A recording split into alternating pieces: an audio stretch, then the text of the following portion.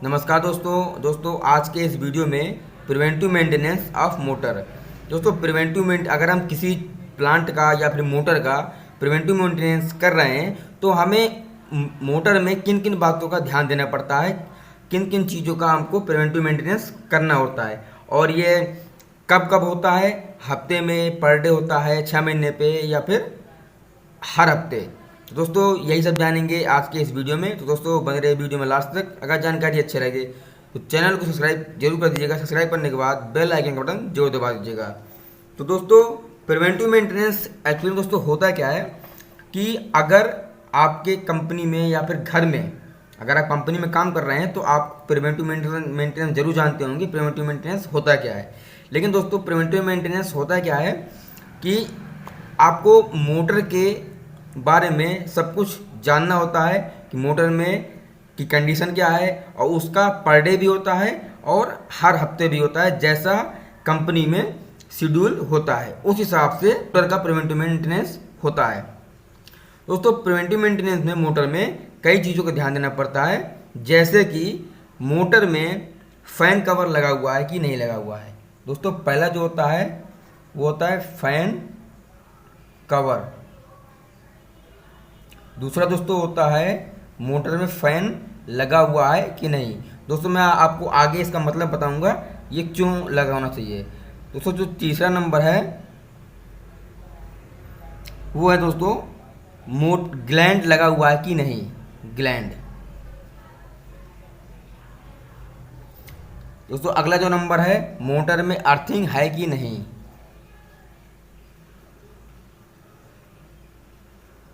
Earthing.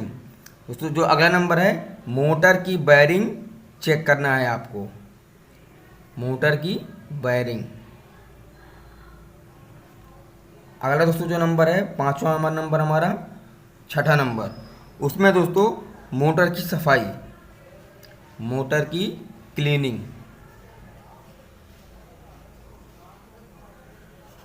दोस्तों अगला number है मोटर का एम्पियर चेक करना है आपको। दोस्तों मैं आपको आगे बताऊंगा कैसे कैसे क्या करना है आपको, मोटर का एम्पियर।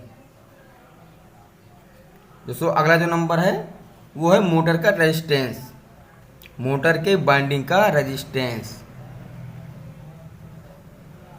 Motor resistance. अब दोस्तों मैं आपको बाय बाय बता रहा हूँ। दोस्तों अगर मोटर में फैन कवर नहीं लगा हुआ है तो दोस्तों वो सेफ्टी के पर्पज से सही नहीं होता है। मोटर में फैन कवर लगा होना चाहिए, दोस्तों आप फिगर में भी देख रहे होंगे। उसके बाद दोस्तों मोटर में फैन कवर के साथ साथ मोटर में फैन भी लगा होना चाहिए, क्योंकि जब मोटर चलता है रनिंग में तो मोटर गर्म होता है, तो उसमें अगर फैन लगा होगा मोटर में तो मोटर की कूलिंग बराबर रहता है और मोटर गर्म नहीं होता है, और मोटर को आप कितने भी समय तक चलाते रहें मोटर कभी गर्म नहीं होता है। दोस्तों जो तीसरा नंबर है हमारा ग्लैंड। दोस्तों ग्लैंड अगर मोटर में नहीं है, दोस्तों मान लीजिए ये इसका टर्मिनल प्लेट है अंदर का और ये इसके होल हैं, यहाँ से हमारा वायर अंदर जाएगा कनेक्शन के लिए, तो जो ये होल होता है इसमें लगता है ग्लैंड, यानी कि पीजी ग्लैंड। ठीक है दोस्तों, ग्लैंड के ऊपर मैं पहले भी वीडियो बना चुका हूँ, आप देख सकते हैं प्लेलिस्ट में जाके। तो ये पीजी ग्लैंड होता है। अब ये ग्लैंड इसलिए लगाते हैं कि सपोज करिए कि आप ऐसी जगह पे मोटर आपका लगा हुआ है कि जहाँ पे वायर खींचने के चांस या फिर तनाव रहता है, टेंशन रहता है, तो उस कंडीशन में क्या होता है कि ये जो ग्लैंड लगा होता है तो ये ग्लैंड मोटर के तार जो लगे होते हैं उसको हटने नहीं देता है और पूरी मजबूती बनी रहती है, इसलिए ग्लैंड लगाया जाता है। ग्लैंड बहुत जरूरी होता है। दोस्तों जो अगला नंबर है अर्थिंग। मोटर में दोस्तों डबल अर्थिंग होती है। अगर 3 फेज का मोटर है तो उसमें डबल अर्थिंग जरूरी है, बहुत ज़रूरी है, और सेफ्टी के हिसाब से। अगर डबल अर्थिंग है तो दोस्तों मान लीजिए एक अर्थिंग अगर हमारा फेल हो गया तो दूसरा अर्थिंग हमारा काम करता रहेगा, और अगर ये पहला अर्थिंग का रेजिस्टेंस ज़्यादा हो गया और इसे का कम है तो भी उस पर्पज से भी बहुत अच्छा रहता है अर्थिंग होना। दोस्तों उसके बाद है मोटर की बेयरिंग। मोटर की अगर आवाज़ चल रहा है या फिर आवाज़ नहीं कर रहा है, मतलब उसमें दिक्कत है, मोटर जाम चल रहा है, तो आपको इसकी मोटर की बेयरिंग आपको चेक करना है। अगर मोटर में ज़्यादा आवाज़ आ रहा है तो आप मोटर की वायरिंग चेक कर लीजिए। दोस्तों मोटर में आवाज़ आने का एक और कारण भी होता है कि आपका मोटर जो फाउंडेशन है जिस जगह पर लगा हुआ है वो बराबर टाइट नहीं है, तो उसमें क्या होता है वाइब्रेशन होता है, वाइब्रेशन की वजह से मोटर का आवाज़ आने लगती है और बैरिंग अभी इसमें प्रॉब्लम होता है। दोस्तों अगला नंबर दोस्तों मोटर का क्लीनिंग, मोटर की साफ़ सफाई को भी ध्यान देना पड़ता है। यह दोस्तों आप प्रिवेंटिव मेंटेनेंस की एक चेकलिस्ट होती है, वो डेली का डेली देखा जाता है और जो भी प्रॉब्लम होता है उसको हफ्ते में संडे के दिन इसको फाइंड आउट किया जाता है, जो भी समस्याएं होती हैं उसको सही करना होता है। उसके बाद दोस्तों आपको मोटर का रेजिस्टेंस चेक करना है कि मोटर का रेजिस्टेंस कितना है। अगर मान लीजिए कि अगर आपका रेजिस्टेंस जो है 5.3 आ रहा है तो तीनों में इसी के नियर अबाउट आना चाहिए, मतलब 5.4 5.2 इसी के आसपास आना चाहिए तो आपका मोटर सही है। उसके बाद दोस्तों आपको मोटर को चालू करने के बाद मोटर को चालू कर लें, फिर उसका एम्पियर चेक करें। उसका एम्पियर जितना उसके नेम प्लेट पे लिखा हुआ है उससे कहीं ज़्यादा तो नहीं ले रहा है, अगर ज़्यादा ले रहा है तो आप उसकी चेक करें क्या प्रॉब्लम है।